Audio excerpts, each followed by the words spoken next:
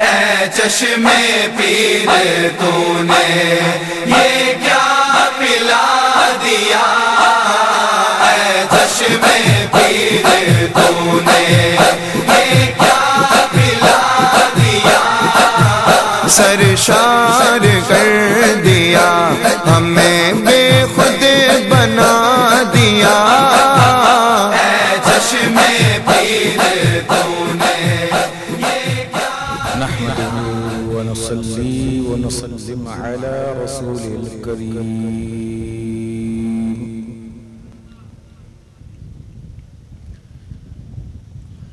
أما بعد فأعوذ بالله من الشيطان الرجيم. بسم الله الرحمن الرحيم.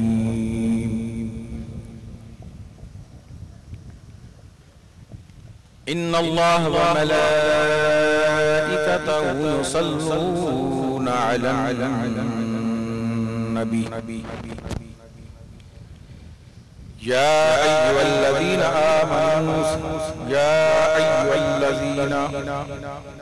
آمنوا صلوا عليه وسلموا تسليما. اللهم صل على سيدنا وحبيبنا وشفينا ومولانا محمد وآله وعطرته بعدد كل معلوم لك. صلاة والسلام عليك يا سيدي يا رسول الله. حضرت حاتم اسم رحمت اللہ علیہ اور سیدنا شفیق بلخی رحمت اللہ علیہ کے بڑے بزرگ گزرے، ان کی خدمت میں اور صحبت میں 30 برس تک رہے. جب 30 برس گزر گئے تو حضرت شفیق بلخی رحمت اللہ علیہ نے فرمایا کہ اے حاتم، تم نے مجھ سے کیا سیکھا؟ کیا سیکھا؟ آپ رحمت اللہ علیہ نے جواب دیا کہ حضرت میں نے 8 باتیں سیکھی. آپ سے 8 باتیں سیکھی. آپ رحمت اللہ علیہ نے فرمایا حاتم صرف 30 برس کا عرصہ تم نے میرے پاس گزارا اور صرف 8 باتیں سیکھی ہیں. آپ رحمت اللہ علیہ نے جواب دیا کہ حضرت یہ جو 8 باتیں میں نے سیکھی ہیں ان میں عذاب الہی سے اپنی خلاصی اور نجات پاتا ہوں.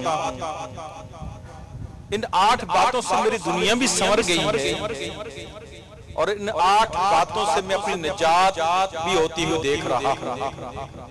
یعنی دنیا آخرت کی فلاح میں نے ان 8 باتوں میں پالی ہے. تو حضرت شفیق بلخی رحمت اللہ علیہ بڑے متعجب ہوئے. فرمایا حاتم ذرا مجھ کو بھی تو بتاؤ کہ وہ آیا 8 باتیں کیا ہیں.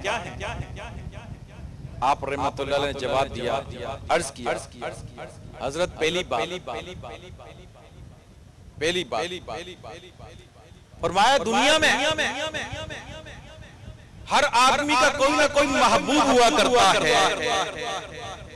دنیا میں ہر آدمی کا کوئی نہ کوئی محبوب ہوا کرتا ہے جس سے وہ محبت کرتا ہے اور اس کے عشق کا دم بڑھتا ہے.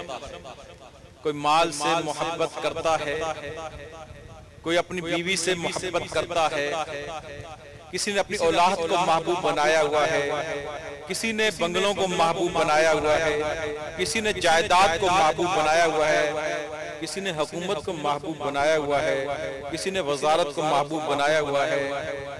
گویا کہ دنیا کا کسی نے گرل فرینڈ کو محبوب بنایا ہوا ہے، کوئی لڑکوں سے محبت کرتا ہے، کسی نے دوست کو محبوب بنایا ہوا ہے، کوئی انگلینڈ کی محبت میں فنا ہے اور کوئی امریکہ کی محبت پہ دن رات خواب دیکھتا ہے، امریکہ کرتا رہتا ہے. وہ دنیا کے اندر ہر شخص کا کوئی نہ کوئی محبوب ہوتا ہے جس کی محبت کے دم وہ بڑھتا ہے اور دن رات اس محبوب کو یاد کرتا رہتا ہے اور اس میں تڑپتا رہتا ہے. آپ فرماتے ہیں حضرت میں نے جب غور کیا تو میں نے چاہا کہ یہ محبوب ہم سے دنیا میں محبت کرتے ہیں، یہ کہاں تک ساتھ دیتے ہیں؟ تو میں نے غور و فکر کی، میں نے دیکھا کہ کچھ محبوب تو ایسے ہیں جو مرض موت تک ساتھ دیتے ہیں، یعنی موت آنے تک ساتھ دیتے ہیں۔ مثال کے طور پر ہم نے مال سے بڑی محبت کی، زیورات سے بڑی محبت کی، سونے سے بڑی محبت کی۔ آج کل سونے کا بھاؤ بڑا چڑھا ہوا نا، 50,000 کسی تولہ ہو گیا، تو ہم نے سونا خوب جمع کر کے تجوریاں بنی، سونے سے محبت، دن رات سونا، یا مال سے محبت کی، ہیرے جواہرات سے محبت کی۔ اب اچانک موت چونکہ اٹل ہے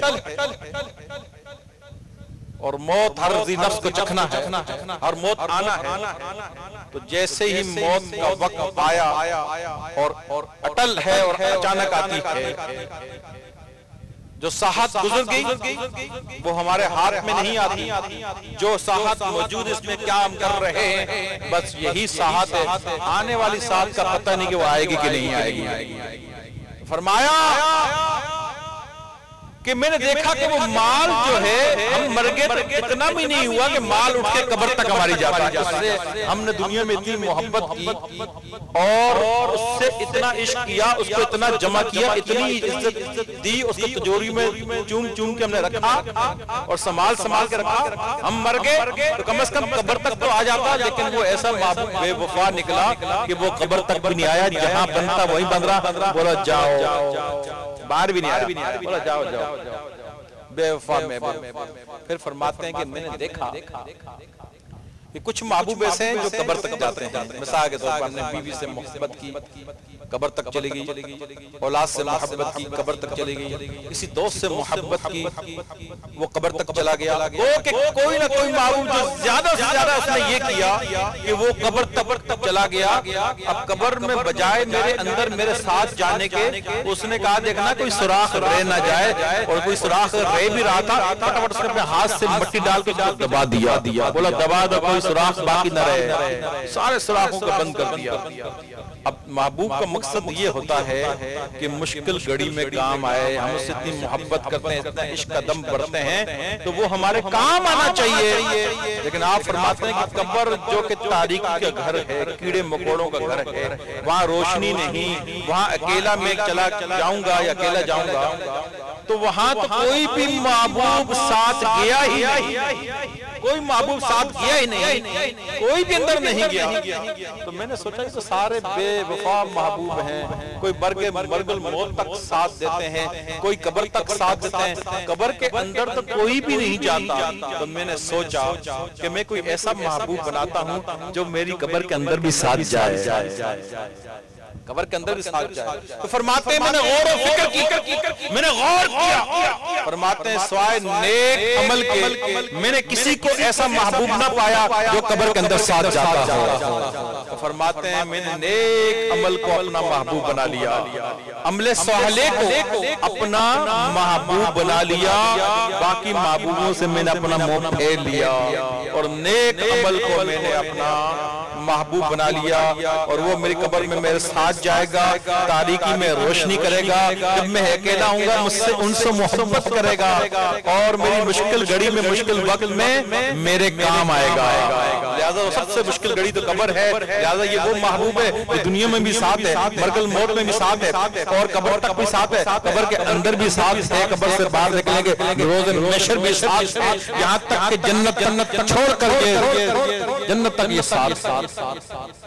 فرمایا میں نے محبوب نیک عمل کو بنا لیا۔ تو اب آپ کو پتہ لگ گیا کہ انہوں نے پہلا پوائنٹ بیان کیا کہ نیک عمل ہی محبوب ہے انسان کا جو قبر کے اندر جاتا ہے، باقی جتنے لوگوں کو جتنی چیزوں کو آپ نے محبوب بنایا ہوا ہے وہ سب بے وفا ہیں، کوئی موت تک ساتھ دیں گے تو کوئی قبر تک ساتھ دیں گے، قبر کے اندر کوئی نہ جائے گا۔ لہٰذا ضرورت اس بات کی ہے کہ ہم ایسا محبوب بنائیں جو قبر کے اندر ہمارے ساتھ جائے اور وہاں کام آئے، وہ نیک اور صالح عمل ہے۔ اس نیک اور صالح عمل کیا ہے؟ نبی کریم نیک عمل کیا ہے؟ نیک عمل کا کیا ہے؟ نبی کریم علیہ السلام شب معراج میں اللہ کے پاس جب دیدار کے لیے ملاقات کے لیے گئے، اللہ نے 50 نمازیں فرض کی۔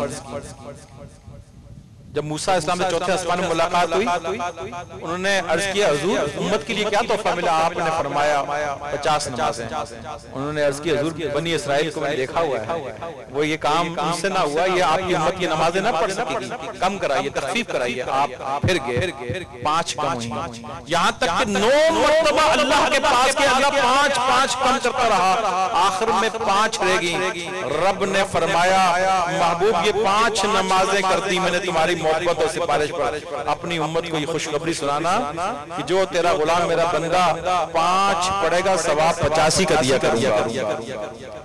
پڑھنے میں وہ 5 ہوں گی، حقیقت میں وہ 50 پڑھنے میں 5 ہوں گی، حقیقت میں 50 پڑھی 5 جائیں گی، لکھی 50 جائیں گی۔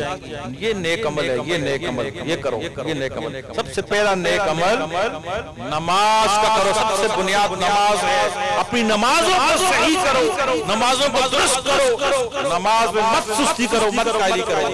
یہ سب دیکھو کوئی چیز کہاں فرض ہوئی، کوئی کہاں فرض ہوئی، کوئی کہاں فرض ہوئی۔ نماز ایسی چیزیں رب نے خود بلا کر اپنے پاس بلا کر عطا فرمائی، کتنی اہمیت ہے اس کی۔ پھر اللہ نے فرمایا محبوب تم تو 50 سے 5 کرانے آئے تھے، میں نے 5 کر دی، جاؤ میری طرف سے ایک اور تحفہ بھی ہے، اپنے امت کو یہ سنا دینا، کہہ دینا کہ رب نے فرمایا ہے کہ اب آپ کا کوئی غلام بھی جب ایک نیکی کا ارادہ کرے گا، بڑی توجہ طلب بات ہے، یعنی حضور نے تو عرض کیا حضور 50 نمازیں سے کم کر دیں، اللہ نے 5 کر دی، یہ تو حضور کرانے گئے تھے کم ہو گئی، پھر اللہ نے مزید تحفہ عطا فرمایا۔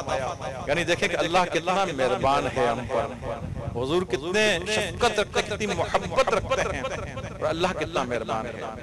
اللہ نے فرمایا محبوب اپنی امت کو یہ کہہ دینا، اپنے غلاموں کو میری طرف سے یہ بات بتا دینا، جو شخص نیکی کا ارادہ کرے گا، نیکی نہ کرے، نیکی کا ارادہ کرے گا، کسی نیک کام کا ارادہ کرے گا، میں اس کے نام اعمال میں 1 نیکی لکھ دوں گا، اور اگر وہ نیکی کر ڈالے گا تو میں 1 کی جگہ 10 نیکیاں لکھوں گا۔ اگر وہ نیکی کا خالی ارادہ کرے گا تو میں 1 نیکی لکھوں گا، اور اگر اس نے وہ نیکی کر ڈالی تو میں 1 کی جگہ 10 نیکیاں لکھ دوں گا، اور اگر جب وہ برائی کا ارادہ کرے گا تو میں کچھ بھی نہ لکھوں گا، کوئی گناہ نہ لکھوں گا۔ اگر اس نے وہ برائی کا ارادہ مٹا دیا تو بھی کچھ نہ لکھوں گا، لیکن اگر اس نے وہ برائی کر ڈالی، ارادے میں کوئی گناہ نہیں لکھوں گا، لیکن اگر اس نے وہ برائی کر ڈالی تو اس کے بدلے صرف 1 کی گناہ لکھوں گا۔